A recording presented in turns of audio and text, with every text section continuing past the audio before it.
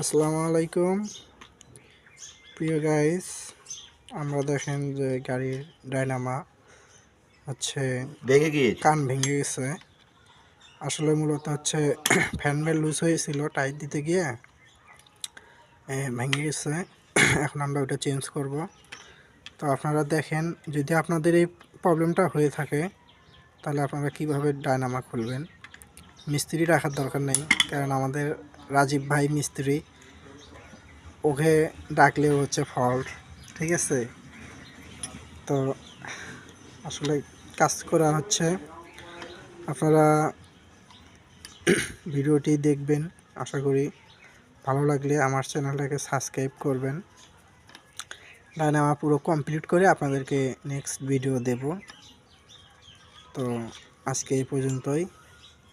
সবাই ভালো থাকবেন, সুস্থ থাকবেন। আমার চ্যানেলটাকে সাবস্ক্রাইব